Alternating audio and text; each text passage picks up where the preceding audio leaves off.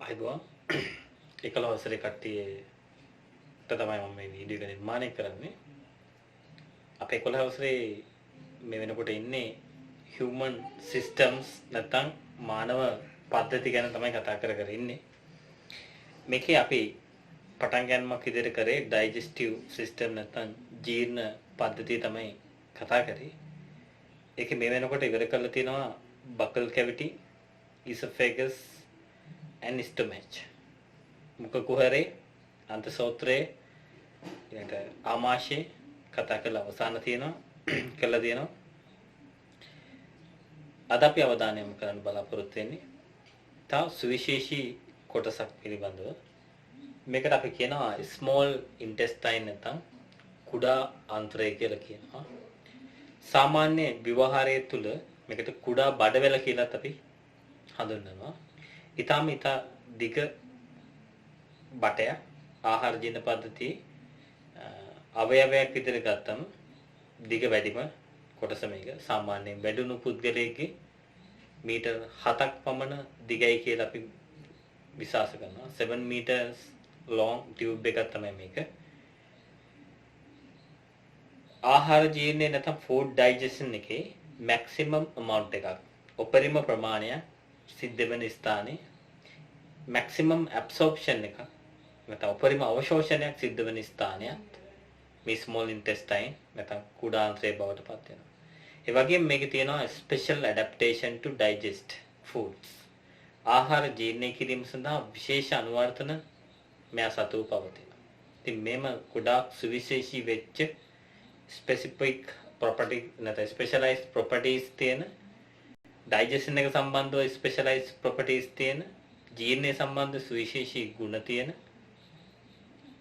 small intestine නැත්නම් කුඩා ආන්ත්‍රය ගැන තමයි අපි කතා කරන්න බලාපොරොත්තු වෙන්නේ. මම small intestine එක සම්බන්ධ anatomical structure එක මේ විදිහට නිර්මාණය කරනවා. ඔබට මතක ඇති මම stomach නැත්නම් ආමාශය ගැන කතා කරා. ඒක ඇවිල්ලා J shape sac එකක් නැත්නම් J හැඩති මල්ලක් කියලා මම කිව්වා. මෙතන පොඩි ස්ප්‍රින්ච් එකක් නැත්නම් දොරක් තියෙනවා. ඒ ස්ප්‍රින්ච් එක නැත්නම් දොර නිසා මොකද වෙන්නේ? ආහාර නැත්නම් මේ ස්ටොමැච් එකට නැත්නම් ආමාශයට ආපු ආහාර ටික එතනින් පල්ලෙහාට යන්න දෙන්නේ නැතුව නැත්නම් ස්මෝල් ඉන්ටෙස්ටයින් එකට යන්න දෙන්නේ නැතුව පැය 3ක් 4ක් 5ක් 6ක් වගේ කාලයක් මෙන්න මේ කියන මල්ල තුල ගබඩා කරලා තියාගන්නවා. සාමාන්‍යයෙන් පැය 3ක් විතර මේ ස්ටොමැච් නැත්නම් ආමාශය තුල ගබඩා කරගන්නේ ඔබ කාබෝහයිඩ්‍රේට් බහුල ආහාරයක් ගත්තොත්. මේකේ පැය 3ක් වගේ තියාගෙන එතනින් පල්ලෙහා තියෙන ස්මෝල් ඉන්ටෙස්ටයින් එකට මේ දොර හරහා යන්න අවස්ථාව ලබා දෙනවා.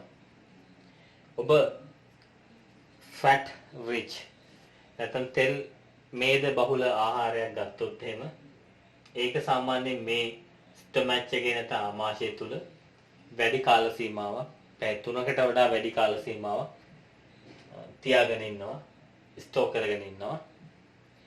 ඒක මතක තියාගන්න. ඔතන තියෙන කරුණු පිළිබඳව කතා කරන්නේ නෙමෙයි මම මේ සූදානම් වෙන්නේ. එතනින් පල්ලෙහාට තියෙන ඉතා දිග බටයක් වෙච්ච ලෝන් ටියුබ් එකක් වෙච්ච ස්මෝල් ඉන්ටෙස්ටයින් එක ගැන තමයි අද මම කතා කරන්න බලාපොරොත්තු වෙන්නේ. ඒක ඊටාම දිගයි. සාමාන්‍ය මං කිව්වා වැඩිණු පුද්ගලයෙක්ගේ මීටර් 7ක් විතර දිගට තියෙනවා කියලා. 7 meters වගේ තියෙනවා. ඒකේ පටන් ගන්නකොටම තියෙනවා මෙන්න මේ වගේ C හැඩයකට තියෙන කොටසක්. මෙතෙන්ට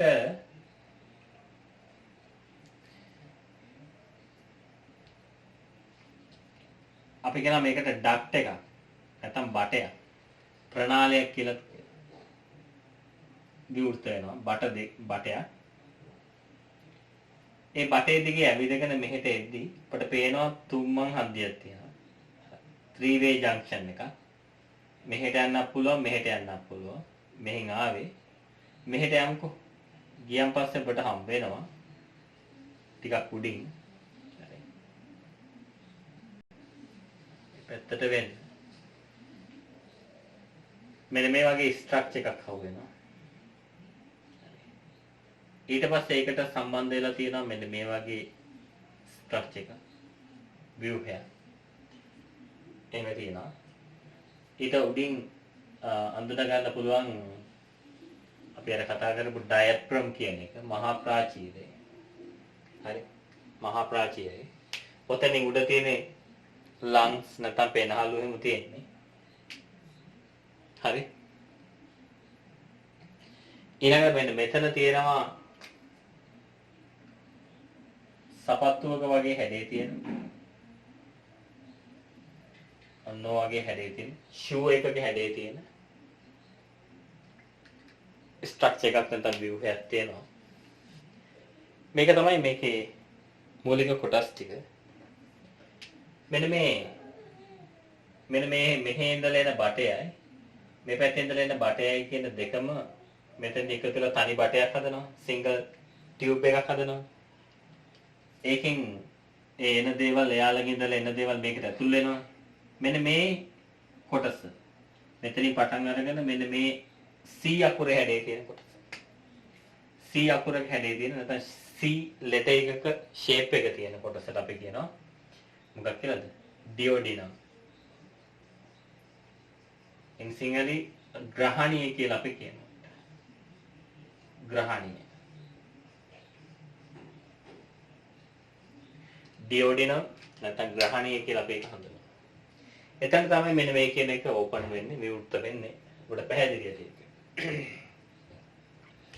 හරි? right. ඊට පස්සේ මේ සපත්තු වගේ හැඩේ තියෙන කොටසට අපි කියනවා ෂූ එකක shape එකේ තියෙන මේ කොටසට අපි කියනවා pancreas. අග්න්‍යාශය. pancreas නැත්නම් අග්න්‍යාශය.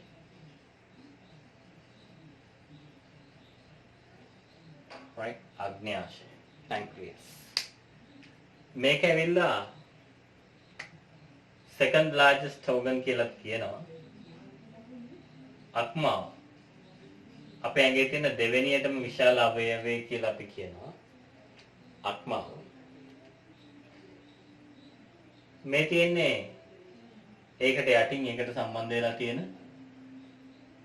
gall bladder නැත්නම් අපි කියන එකට පිත්තාශය කියලා.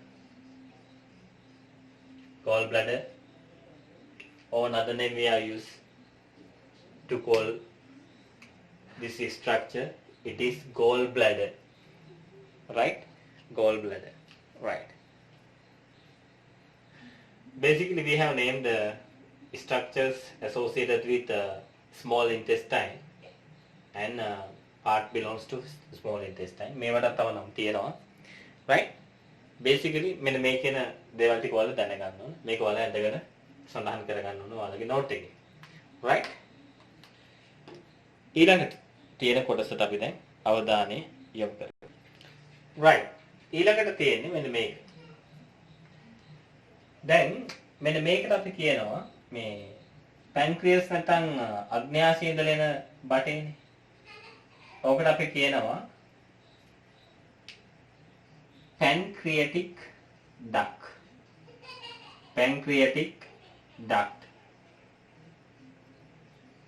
අග්න්‍යාශයික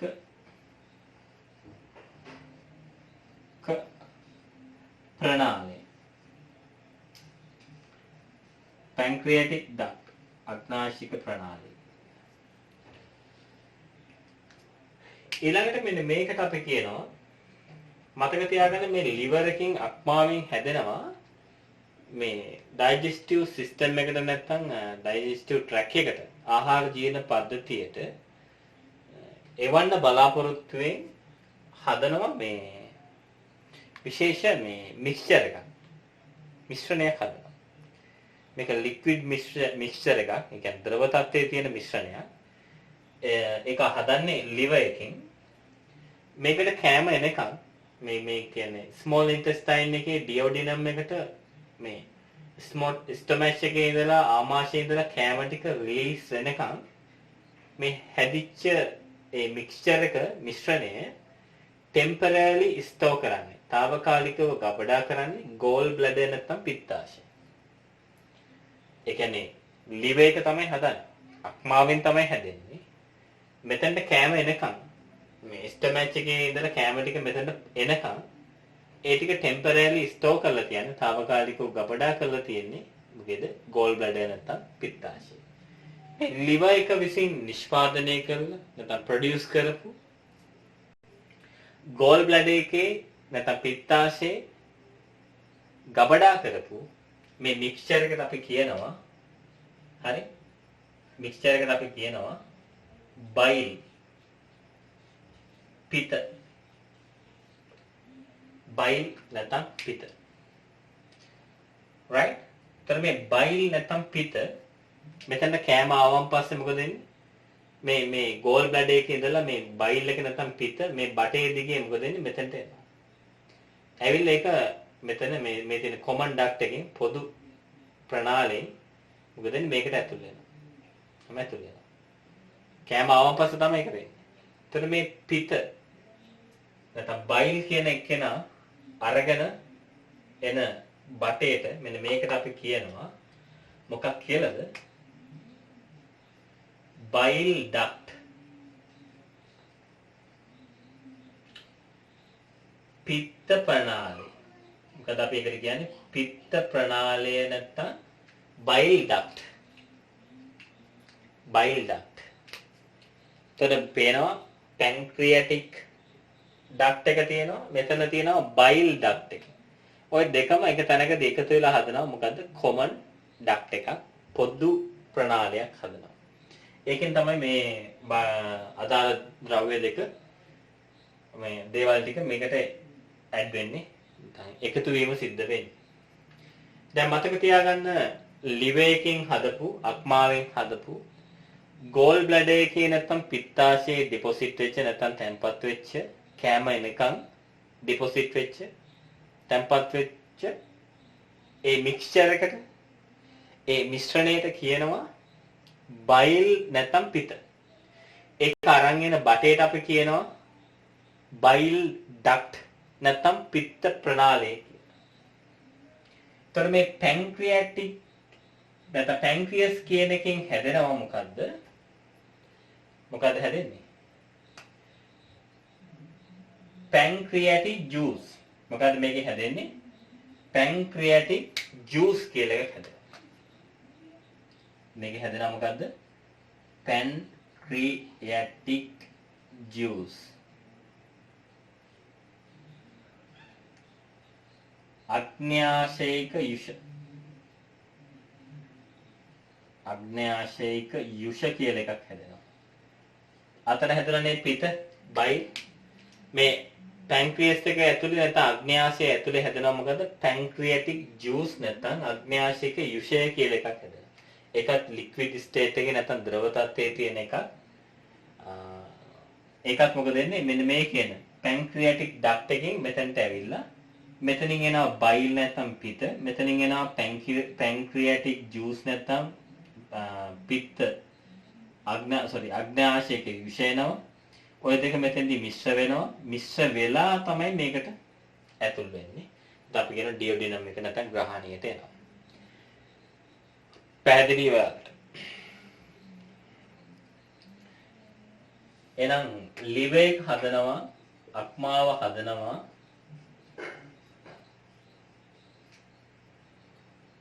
බයිල් පිත මොනවද හදන්නේ? බයිල් එහෙම නැත්නම් අපි කියනවා පිත.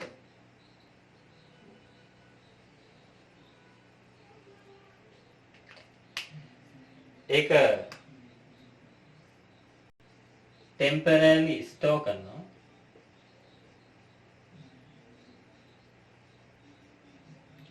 తాවකාලිකව ගබඩා කරනවා.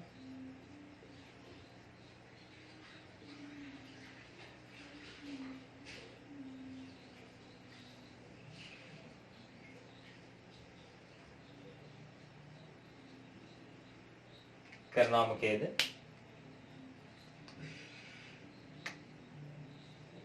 ගෝල් බ්ලැඩර් එක.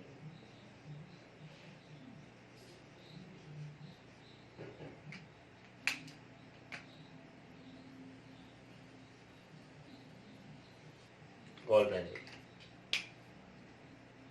liver එකෙන් හදනවා bile නැත්නම් පිත. temporarily store කරනවා తాවකාලිකව කපඩා කිරීම කරනවා ගෝල් බ්ලැඩර් එකේදී. ඊළඟට තියෙන කොටස right ඊළඟට තියෙන කොටස හරි right ඔය ටික ලියා ගන්න ඕන මම පහත් කරා right right තර ගෝල් බ්ලැඩර් නැත්නම් පිත්තාශය කියලා තියෙනවා right හරි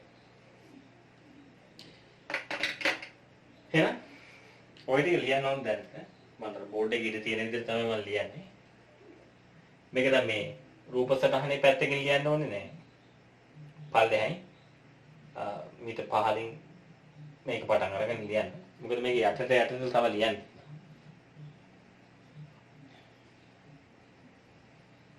හරි මම මේක මකන්න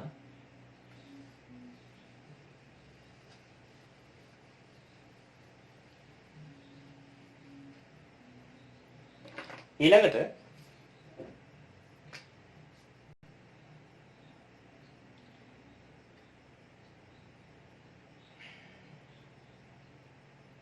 ගෝල් බ්ලැඩර් එකේ මේ ස්ටෝර් කරන්නේ ඊළඟට මොකද වෙන්නේ bile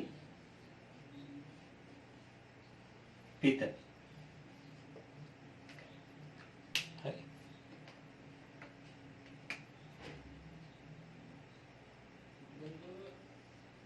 flow towards to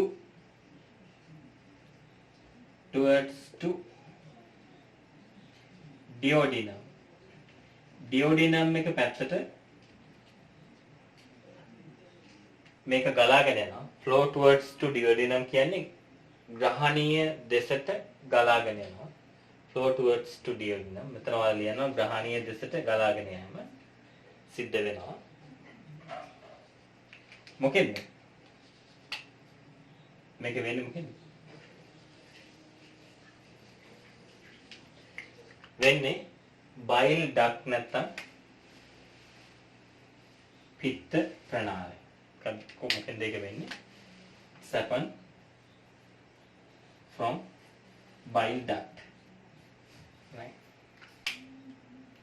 bile duct. ඒතර ඔයාලා ඊළඟට ලියන්න ඕනේ දැන් අර සටහන ලියුවානේ. මේ පැත්තෙන් යට මෙහෙම උනත් කමන්නේ යටට ලියන්න. bile කියන ලියන්න උඩ පිත්ත ඊට flow towards to duodenum ඒ කියන්නේ ග්‍රහණීය දෙසට ගමන් කරනවා කියලා ලියන්න. මෙතන ලියන්න මොකද්ද? පිත්ත ප්‍රනාලය. මොකක් කියලාද කියන්නේ? පිත්ත ප්‍රනාලය කියන්නේ bile duct. right? පිත්ත ප්‍රනාලයෙන් තමයි මේක ග්‍රහණීය දෙසට ගලාගෙන එන්නේ කියලා කියන්නේ.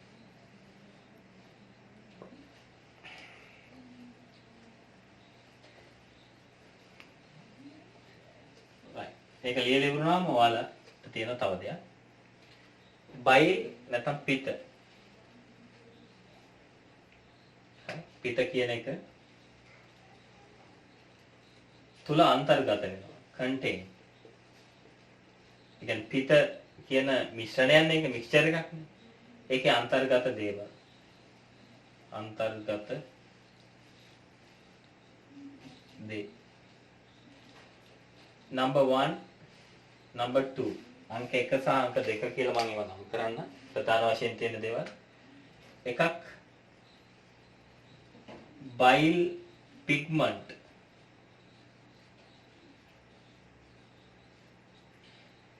අපි කියනවා පිත්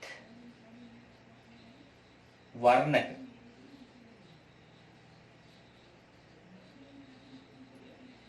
ඊළඟට තියෙනවා bile salt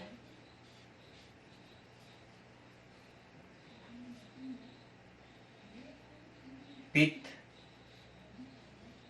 ලවණ කියලා જાතියක් bile salt මේ පිටේ අන්තර්ගත දේ. අනිත් එක ඕනම ලික්විඩ් මික්ස්චර් එකක ද්‍රව මිශ්‍රණයක අනිත් ඕනම එකක ඉන්න සමාජිකයෙක් තමයි වෝටර් එහෙම නැත්නම් ජලය.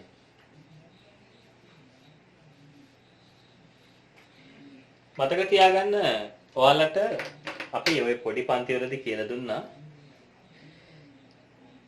excretory organs බහිස්රාවී අවයව කියලා එකක්. මොකද්ද? බහිස්රාවී අවයව කියලා එකක් කියලා දුන්නා. excretory organs. මේ බහිස්රාවී අවයව වලට අයිති වුණා kidney, skin, lungs. වකුගඩු, හම, පෙනහල. ඒ දවස්වල මම පන්ති වල උගන්වද්දි කිව්වා මෙතන 3යි තියෙන්නේ. හැබැයි 4ක් තියෙනවා. මොනවද? excretory organs. බහිස්රාවී අවයව 4ක් තියෙනවා.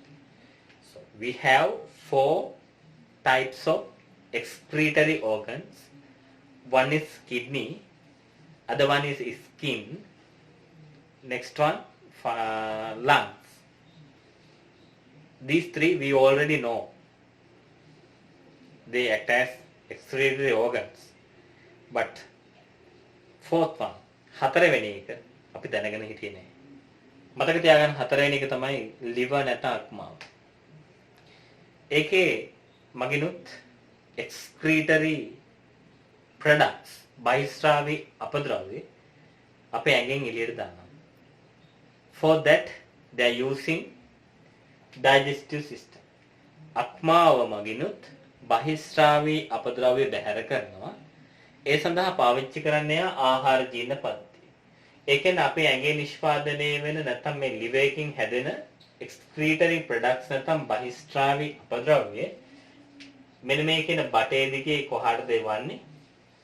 digestive tract එකට නැත්නම් ආහාර ජීර්ණ පද්ධතියට එවනවා. ඊට පස්සේ බහිස්රාවී අපද්‍රව්‍ය මල පහ සමග ස්ටූල් එක මොකද වෙන්නේ? අපේ ඇඟෙන් එළියට බැහැර කරනවා. තේරුණාද? ඒ excretory product එකක් තමයි බහිස්රාවී අපද්‍රව්‍ය තමයි මෙතන මේ තියෙන පිත් වර්ණක. තේරුණාද? මේක ඇවිල්ලා බහිස්රාවී අපද්‍රව්‍ය excretory product එක. excretory product එක. බහිස්රාවී අපද්‍රව්‍ය. එහෙනම් මෙච්චර කාලෙ ඉගෙන ගත්තේ අපි බහිස්රාවී අපද්‍රව්‍ය විදියට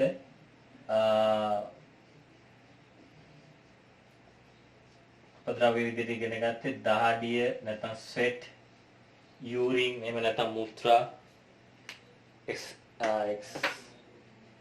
expiration gas නැත්නම් බහිස්රාවී පාශ්වාස වාතය expiration gas එක. ඒක තමයි අපි බහිස්රාවී අපද්‍රව්‍ය විදිහට සැලකුවේ excretory product විදිහට සැලකුවේ. මතක තියාගන්න මේ බයිල් නැත්නම් පිතේ තියෙන බයිල් පිග්මන්ට් නැත්නම් පිත් වර්ණක කියන එක මොකද්ද? excretory product එක නැත්නම් බහිස්රාවී අපද්‍රව්‍ය කියලා මතක තියාගන්න. එහෙනම් මතක තියාගන්න අපිට බහිස්රාවී අපද්‍රව්‍ය හදන නැත්නම් අපේ ඇඟෙන් එළියට දාන excretory organs නැත්නම් excretory structures බහිස්රාවී ව්‍යුහ 3ක් නෙවෙයි 4ක් තියෙනවා. හැබැයි in your level ඒ කියන්නේ O level වලදී කතා කරන්නේ 3ක් ගැන විතරයි. හැබැයි මම extraordinary අතිරේක වාලට කිව්වා මේ liver එක නැත්නම් අක්මාවක් excretory organ එකක් නැත්නම් බහිස්රාවී අවයවයක් විදිහට ක්‍රියාත්මක වෙනවා කියලා. එතෙන්දි හැදෙන excretory product එක නැත්නම් බහිස්රාවී අපද්‍රව්‍ය පිත් වර්ණක නැත්නම් bile pigment කියලා හඳුන්වනවා කියලාත් මම මෙතෙන්දි සඳහන් කරා. මතක තියාගන්න තව දෙයක් මේ bile pigments නැත්නම් පිත් වර්ණක සම්බන්ධව තියෙන තවත් විශේෂ දෙයක් තමයි ඔබේ මල පහ වලට නැත්නම් stools වලට පාටක් හම්බ වෙන්නේ. කලර් එකක් එන්නේ කාටකින් සිද්ධ වෙන්නද? මේ bile pigments වලට මොකද මේකේ නම වර්ණක නේද? වර්ණයක් එනවා. pigment එකක්. ඒකේ මොකද වෙන්නේ? මල පහ පාට වෙනවා. තේරුණාද? ඒකත් මෙතෙන්දි මතක තියාගන්න ඕන කාරණයක්. ඒකත් විශේෂ දෙයක්.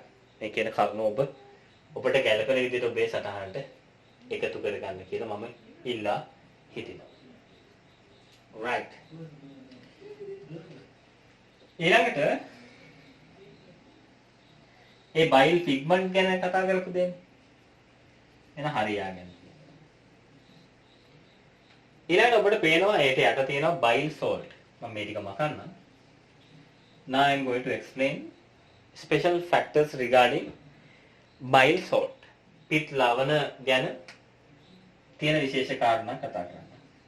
මොකද්ද මේකින් වෙන ප්‍රයෝජනය කියලා මම පොඩ්ඩක් කියලා දෙන්න. පිත් ලවණ. එහෙනම් ඔයාලට තේරෙනවා bile pigments වලින් නම් නැත්නම් පිත් වර්ණක වලින් නම් food digestion නැත්නම් ආහාර ජීර්ණය කියන ක්‍රියාවලියට 7-5ක ප්‍රයෝජනයක් නැහැ. යකින් කිසිම ප්‍රයෝජනයක් නැහැ. අපි බලමු මේ මිනිස්සයාගෙන් හරි නැත්නම් බයිල් සෝල්ට් වලින් හරි මොනවා හරි ප්‍රයෝජනයක් තියෙද කියලා. මොකටද? for food digestion. ආහාර ජීර්ණය සඳහා. We have to see. මතක තියාගන්න පිත් ලවණ නැත්නම් බයිල් සෝල්ට් ඔව් food digestion නැත්නම් ආහාර ජීර්ණයට උදව් කරනවා. ඒ කරන්නේ මෙහෙමයි. ඔබ ගන්නවා fat rich මේද බහුල ආහාර නැත්නම් ඔයාලගේ ආහාරය තුල තියෙනවා fat and oil. ඒ කියන්නේ lipids තියෙනවා. ඒතර මේකේ තියෙනවා මේ oil. අපි දන්නවා lipids නැත්නම් අපි lipid ප්‍රධාන කොටස් දෙකකට බෙදුවා. grade 10 වලදී fat and oil තෙල් සහ මේද කියන ඒ සඳහා අපි පාවිච්චි කරපු rational factor එක නැත්නම් තාර්කික සාධකය තමයි දරුවෝ room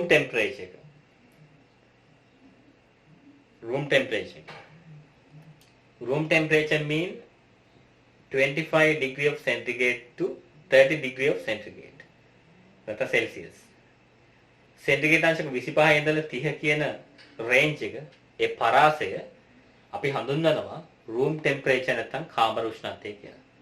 මේ ඉන්ටර්නැෂනල් ස්ටෑන්ඩඩ් රේන්ජ් එක අන්තර්ජාතික මට්ටමේ මේ පරාසය ගොඩක් දුරට නිර්මාණය කරේ UK නැත්නම් ඉංග්ලන්ඩ් වලින්.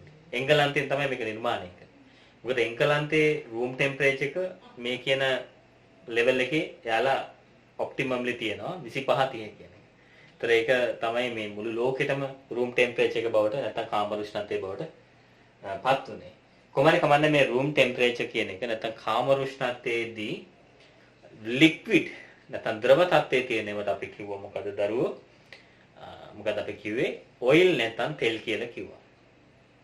මේ room temperature නැත්නම් කාමර උෂ්ණත්වයේදී solid නැත්නම් ඝන ද්‍රව්‍යයක් විදිහට තියෙනවට අපි කිව්වා ඒ ලිපිඩ වලට අපි කිව්වා fat නැත්නම් මේදේ කියලා කිව්වා. ඔකට මතක ඇති මේ කාරණා. මතක නැත්නම් 10 පළවෙනි පොත බලන්න. මේ පළවෙනි පොත ඒකේ පළවෙනි පාඩම බලන්න. වෙන කරන් දෙයක් නැහැ නේ. හරි. දැන් ඔබට පේනවා oil තෙල් තියෙනවා මොනවද? ලොකු බෝල විදියට. මොනවා විදිහට තියෙන්නේ? globules විදියට තියෙනවා. ගෝලිකා විදියට.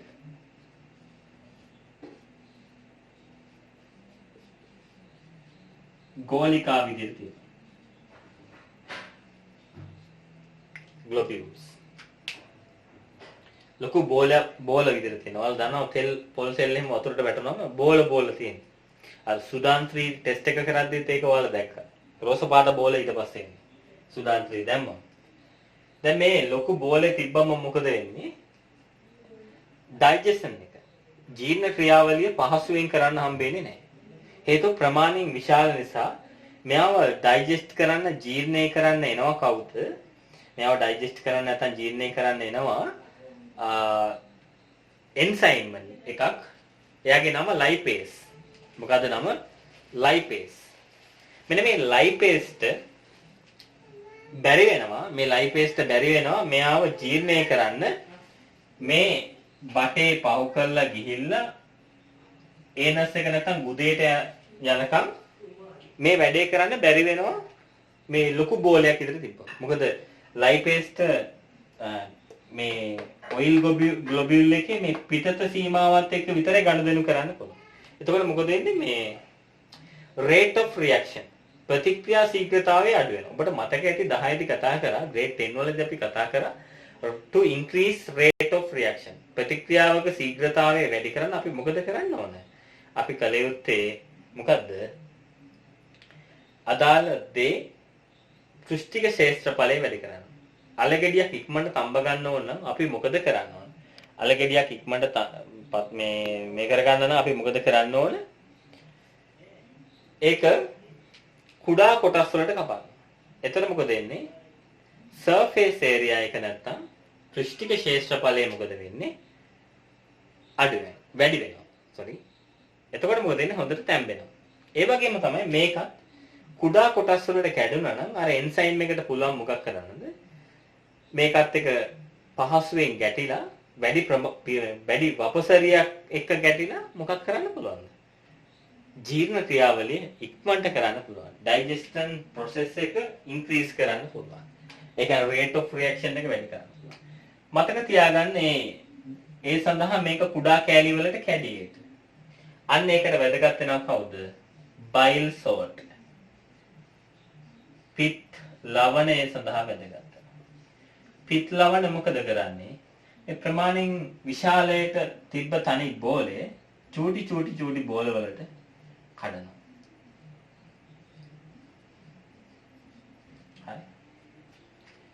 හරි. කුඩා ගෝල වලට කඩනවා. break into small globules. කුඩා ගෝලිකා වලට බිඳහෙනවා. මොනවද කරන්නේ? කුඩා ගෝලිකා වලට බිඳහෙලනවා. කුඩා ගෝලිකා වලට බිඳහෙලීමක් සිදු වෙනවා. මේකේ වෙන්නේ මොකද්ද? ඒ ඩයිජෙෂන් එක නැත්නම් ජීර්ණ ක්‍රියාවලිය ඉතා ඉහළ අගයකටපත් වෙනවා. නැත්නම් ඉදා කුඩා කාලයකදී අපිට පුළුවන් වෙනවා මේ තෙල් නැත්නම් ඔයිල් ටික මොකක් කරන්න පුළුවන්ද? ඩයිජෙස්ට් කරන්න පුළුවන්, ජීර්ණය කරන්න පුළුවන්.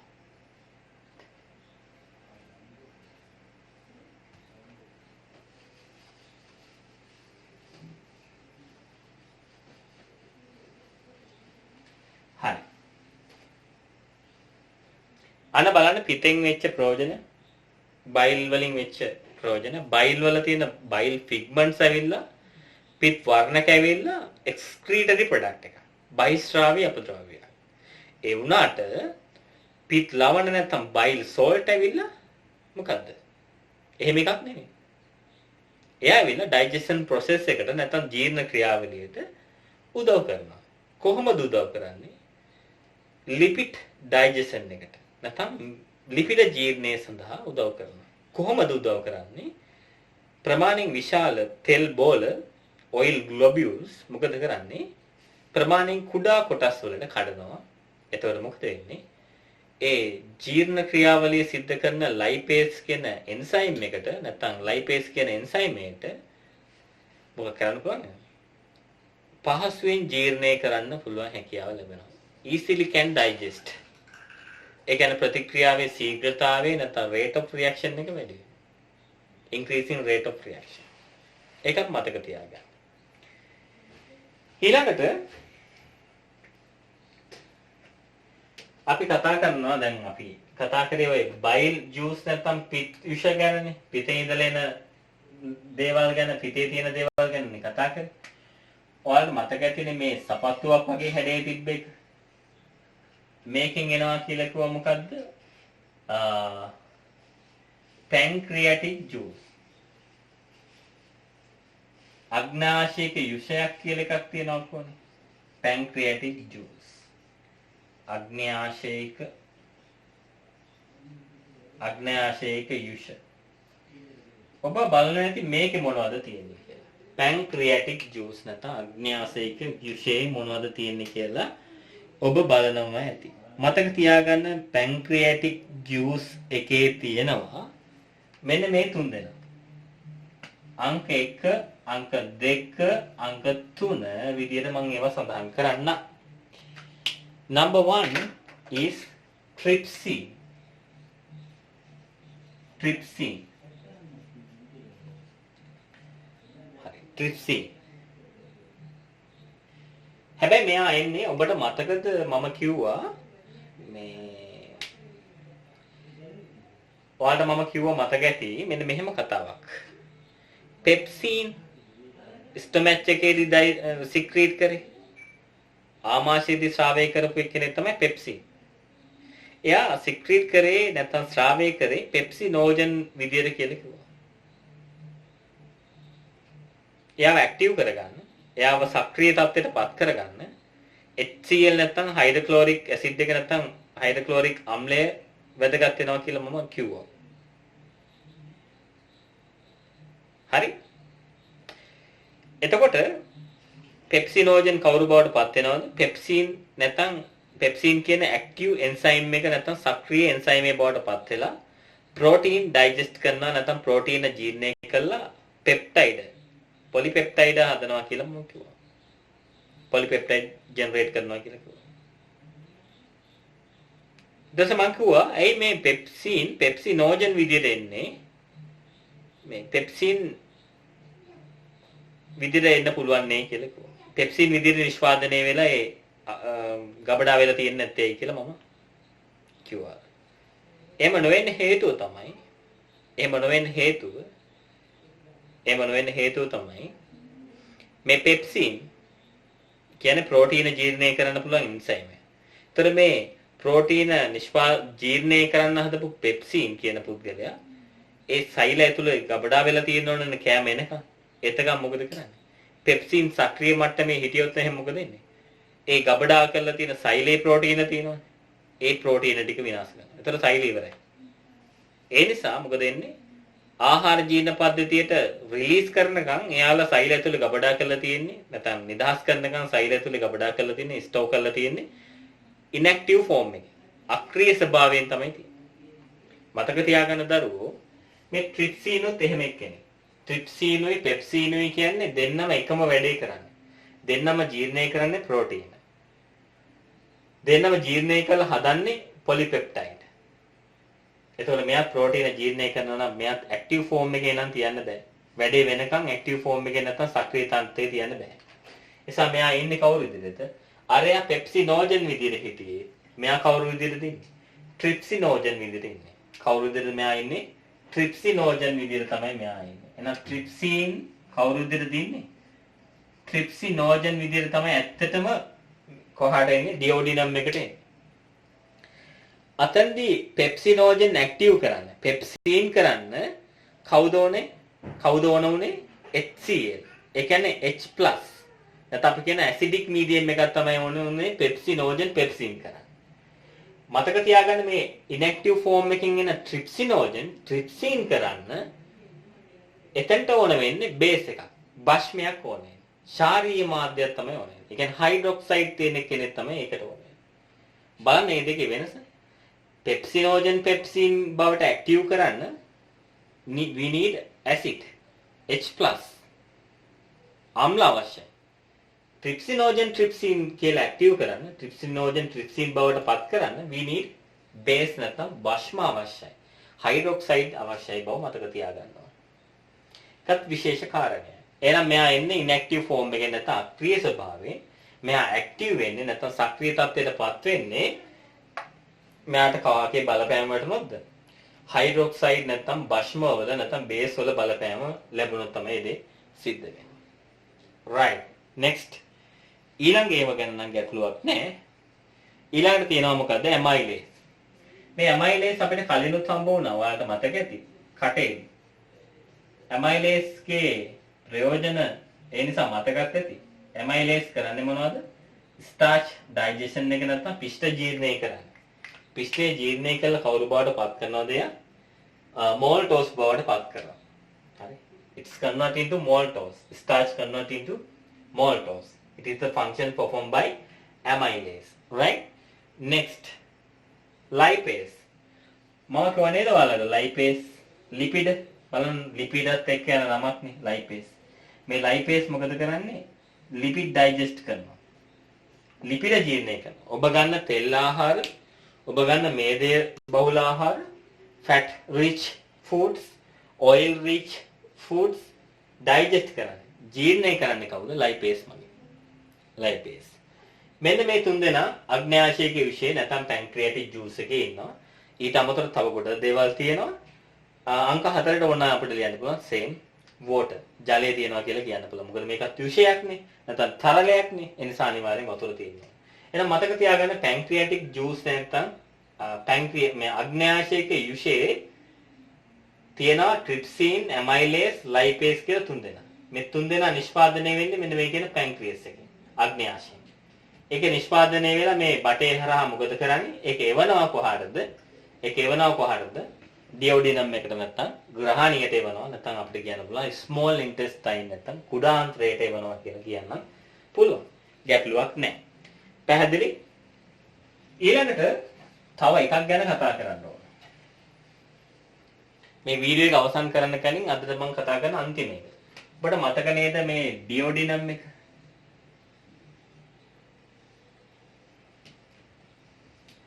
හරි? ඩියෝඩිනම් එක. මේකේ පාරවල් දෙකක් තිබ්බනේ. එක පාරකින් කවුද ආවේ?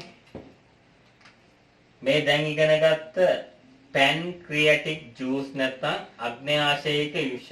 පැන්ක්‍රියාටික් ජූස් නැත්නම් අග්න්‍යාශයික යුෂ ආවා.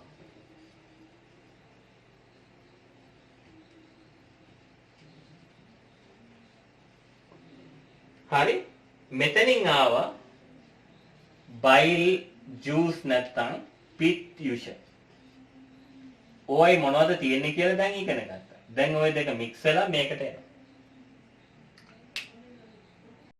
මේකට ඇතුල් වෙනවා.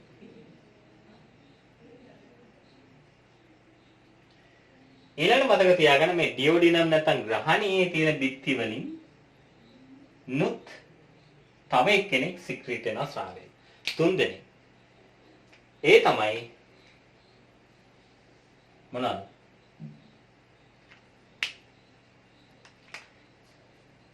intestinal juice නැත්නම් ආන්ත්‍රික යුෂ. ඒකට අපි කියනවා ආන්ත්‍රික යුෂ කියලා.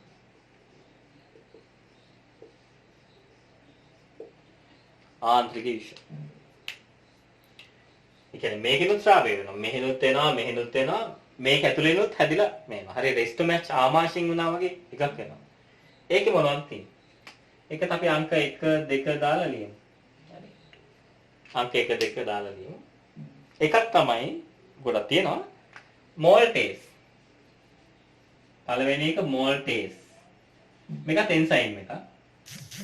මෙයා මේ ජීර්ණය කරන්නේ මෝල්ටෝස්. මම පස්සේ කියන්නේ ඊළඟ වීඩියෝ එකේ. මෝල්ටේස්. ඊළඟට හැදෙනවා කවුද? සුක්‍රේස්. කවුද හදන්නේ? සුක්‍රේස්.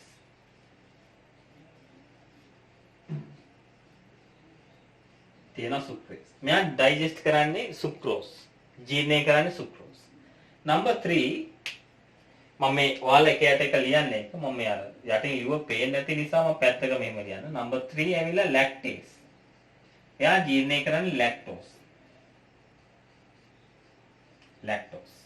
So lactase ජීර්ණය කරන්නේ lactose. අංක 4 ඇවිල්ලා මොකද්ද?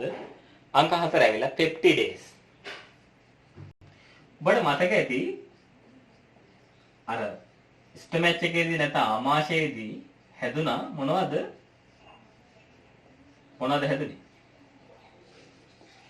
ප්‍රෝටීන් ඩයිජෙස්ට් වෙලා ප්‍රෝටීන ජීර්ණය වෙලා හැදුන මොනවද? පොලිපෙප්ටයිඩ්. පොලිපෙප්ටයිඩ් හැදුවා. දැන් මෙතන කතා කරන්නේ අපි ට්‍රිප්සිනෝජන්. ඒකත් ට්‍රිප්සින් වෙනවානේ. ට්‍රිප්සින් වෙලා ඒත් මොකද වෙන්නේ? ප්‍රෝටීන ඇදලා අරගෙන පොලිපෙප්ටයිඩ් බවට කඩනවා. දැන් අපිට තියෙන පොලිපෙප්ටයිඩ්. අපිට ඕන ඇමයිනෝ ආම්ල. මොකද ප්‍රෝටීන් එකේ තියෙන සරලම ආකාරයේ සිම්ප්ලස්ට්ම එක මොකද? ඇමයිනෝ ඇසිඩ්ස්. එහෙනම් අපිට ඇමයිනෝ ඇසිඩ්ස් තමයි හදාගන්න. එතකොට දැන් තියෙන පොලිපෙප්ටයිඩ්. ඒ කියන්නේ ඉන්ටර්මීඩියට් කම්පවුන්ඩ් එකක් තමයි තියෙන්නේ. අපිට ඕන amino acid but we have polypeptide. අපිට තියෙන polypeptide. එහෙනම් අපි මොකද කරන්නේ? polypeptide කඩලා අන්තිමට හදන්න ඕන මොකද? amino acid නැත්නම් amino ආම්ල හදන්න. ආන් ඒකට වැදගත් වෙනවා කවුද? peptidase. කවුද වැදගත් වෙන්නේ ඒකට? peptidase තමයි වැදගත් වෙන්නේ. හොඳට මතක තියාගන්න. ඊළඟට මේකෙත් එනනම් වැඩිපුරම තියෙනවා මොනවද? වතුර තියෙනවා. ඒ වගේම මේකෙන් තියෙනවා මොනවද? බේස්, භස්ම තියෙනවා. භස්ම තියෙනවා. ඔබට පේනවා ඇති ස්ටොමැච් එක ඇවිල්ලා ඇසිඩික්, ආම්ලිකයි. මොකද HCl නිසා.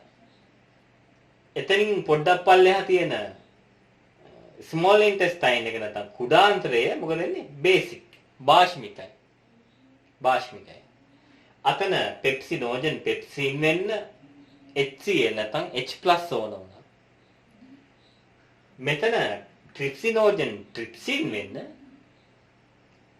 බේස් නැත්නම් හයිඩ්‍රොක්සිල් අයන් නැත්නම් හයිඩ්‍රොක්සයිඩ් අයනේ ඕන වුණා. හරි සරල කතාවක්. එහෙනම් ඔබට මේ ස්මෝල් ඉන්ටෙස්ටයින් එකේ තියෙන විශේෂී කරුණු කීපයක් පිළිබඳව යම් දැනුමක් ලැබෙන්නේ නැති කියලා මම බලාපොරොත්තු වෙනවා.